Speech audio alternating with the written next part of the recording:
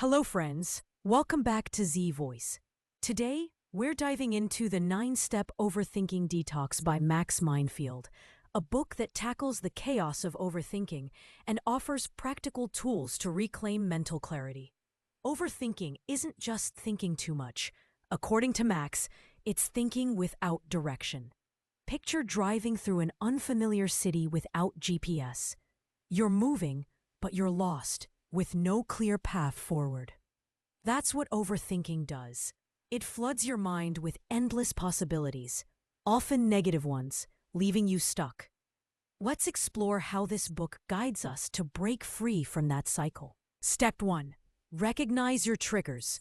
The first step to overcoming overthinking is awareness, recognizing what sparks it. Max introduces a powerful tool called the Trigger Tracker, a diary where you note when overthinking begins, your emotional state, the environment, and the event that triggered it. For example, imagine you're home at 7:30 p.m., feeling nervous about tomorrow's presentation after a phone reminder pops up. Log it. Time, 7:30 p.m. Place, home, alone. Emotion, nervousness. Trigger, phone reminder for tomorrow's meeting. Over time, tracking reveals patterns, showing you which situations push you into overthinking. This awareness is the foundation of self-control. Without knowing the source of the disease, treating it is impossible. Triggers can be subtle: a friend's Instagram story sparking self-doubt, a rude comment, or unresolved childhood fears. By tracking them, you detach from these triggers, realizing, oh, this is that same fear holding me back again. Why triggers matter. Overthinking isn't always logical. Sometimes you think you're analyzing rationally, but you're just justifying anxiety. Take a girl hesitating to text her crush. She overthinks. What if he doesn't reply?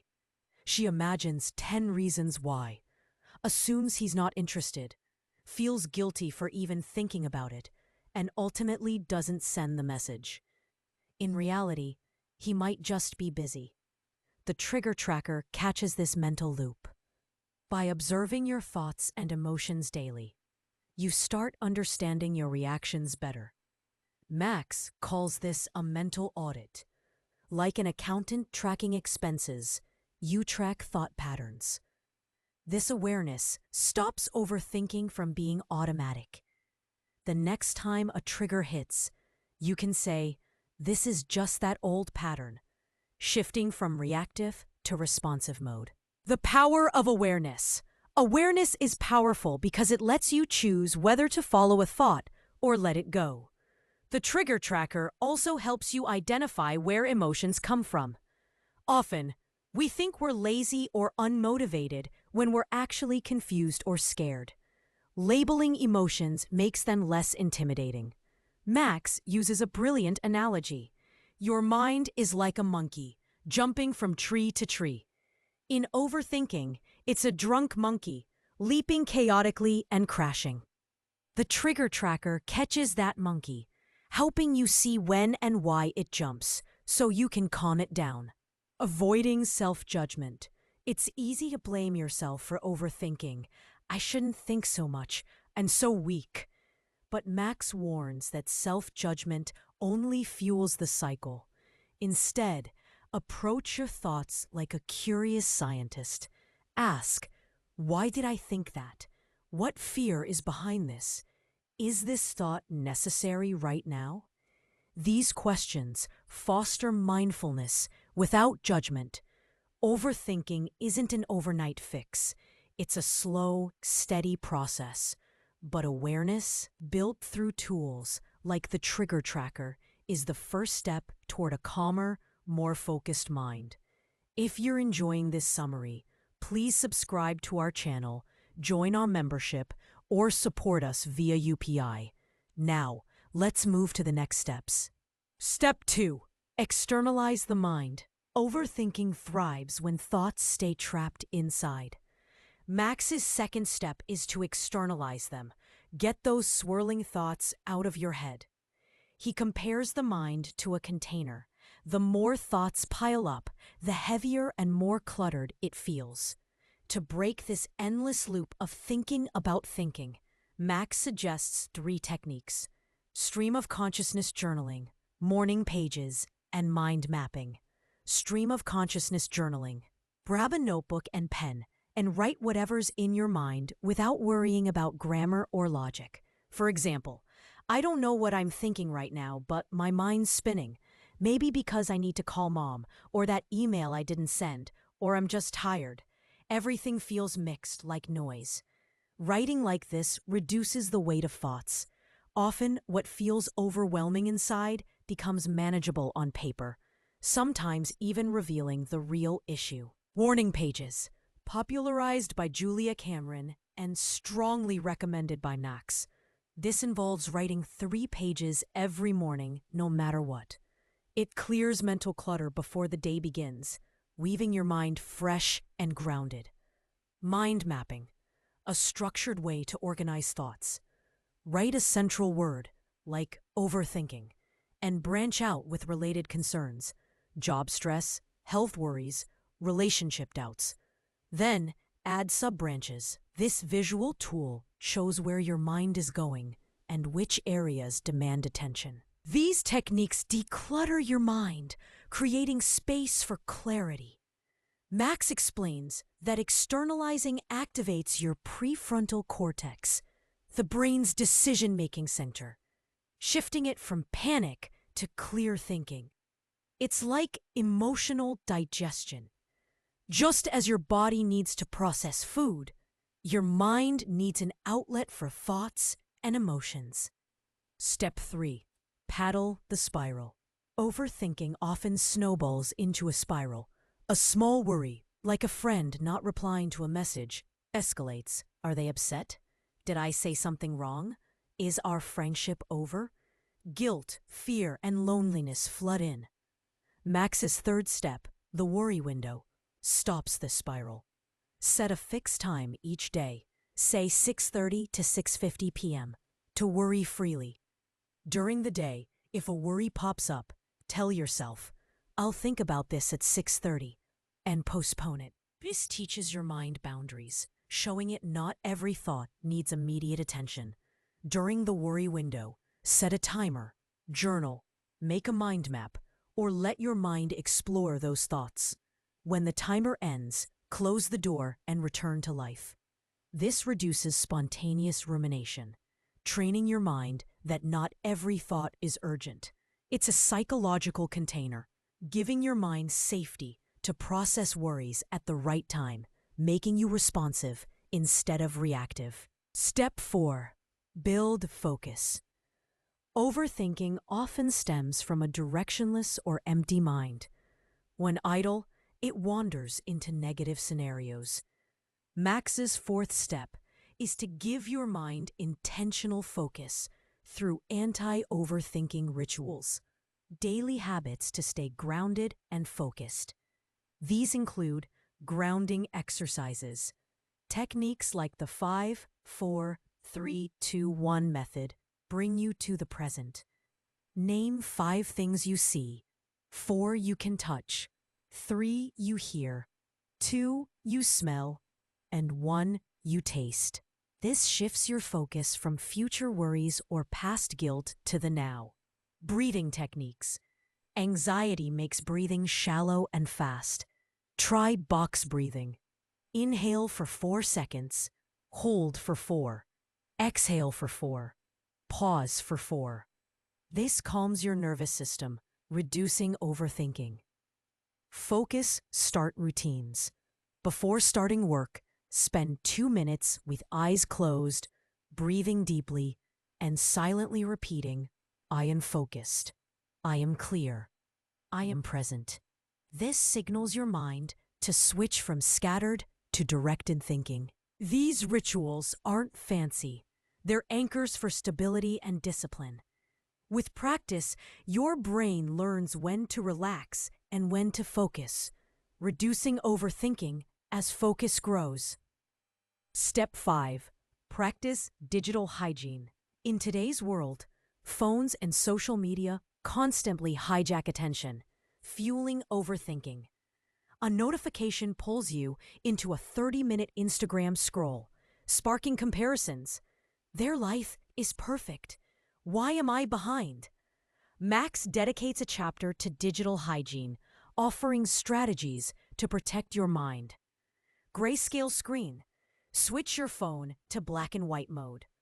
Colors, like red notification dots, trigger dopamine spikes. A grayscale screen makes your phone less addictive, reducing mindless use. Do not disturb cycles. Set phone-free blocks, deep work zones, for an hour of focused work without notifications. This boosts productivity and cuts overthinking. Dopamine fasting. Dedicate time daily to avoid high-stimulation activities. No phone, music, TV, or snacks. Walk, journal, or sit with your thoughts. This resets your brain's reward system, helping you find joy in simplicity. Phone parking spot. Designate a spot at home for your phone, so it's not always in your pocket or hand. This builds awareness of whether you're using your phone or it's using you. Notification audit. Check which app notifications are truly necessary. Turn off 90% of them to reduce mental noise. These strategies create boundaries, making you the master of your thoughts, not your phone. Digital hygiene isn't just about relaxation. It's armor against overthinking. Step 6. Ground in the present. Overthinking thrives on hypothetical thinking. What if I fail? What if I'm rejected? These future-focused questions fuel anxiety. Max's 6th step, ground in the present, emphasizes that the only real moment is now. He introduces sensory anchoring to root yourself in the present using your senses. For example, temperature awareness. Notice the temperature on your skin. Is your hand warm or cool? Is the air brushing your face? This pulls your mind from future worries to the present. Sound focus. Listen to ambient sounds. A fan humming, birds chirping, distant traffic. Observing without judgment anchors your attention in the now. Max compares this to a child playing in a park, fully immersed in the moment, free from past or future worries. Sensory anchoring calms your nervous system, signaling safety and reducing the fight or flight response triggered by imagined dangers. Take 30-second grounding breaks throughout the day to reconnect with your senses, training your mind to stay present. Step 7. Rewire self-talk. Overthinking often involves negative self-talk. Why do I overthink? I'll never be confident. Something's wrong with me. These thoughts shape your identity. Max's 7th step, rewire self-talk, uses cognitive diffusion to separate yourself from your thoughts. Instead of I'm a failure, say I'm noticing I'm having the thought that I'm a failure. This creates distance, seeing thoughts as passing clouds, not absolute truths. Max draws on acceptance and commitment therapy. ACT. Accept uncomfortable thoughts and feelings instead of fighting them. Label a fear. This is fear, not my entire identity. Then, commit to actions aligned with your values, like growth. If presenting scares you, do it anyway, knowing it serves your growth. Reframe self-talk with statements like, I can't do this. I'm learning how to do this. I'm not good enough. I'm growing and improving every day. What if I fail? What if I succeed? Journaling helps. Create 2 columns, my overthinking thought and my reframe. For example, I'll seem awkward. Everyone feels awkward sometimes. I'm human. This breaks habitual negative thinking, building a new narrative. Step 8. Align with values. Overthinking often stems from decision-making confusion. What's right? Should I do this? What will people think? Max's 8th step, align with values, shifts decisions from fear or external expectations to your core values. He introduces the values hierarchy template. where you define your top 5 values, like growth, authenticity, family, creativity, or service. When faced with a decision, like a high-paying but stressful job, check which option aligns with your values. If growth and balance matter most, you'll see the job doesn't fit, despite the money. To identify values, ask, when do I feel most alive? What moments do I cherish? Whose actions do I admire and why? These reveal your deeper intentions. Aligning decisions with values brings purpose and clarity, dissolving overthinking. Step 9. Architect your mental ecosystem.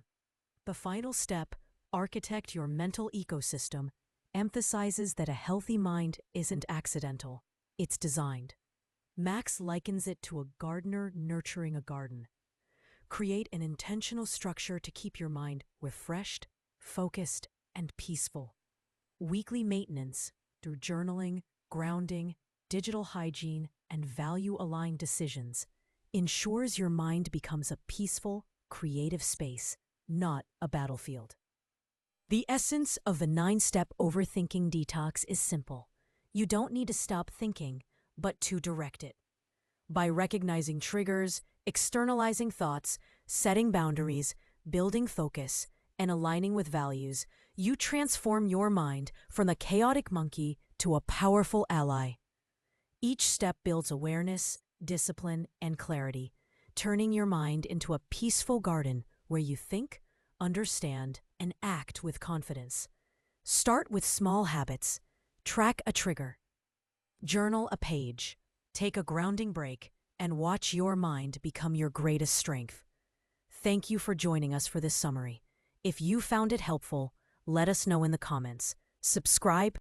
Until next time, keep nurturing your mind.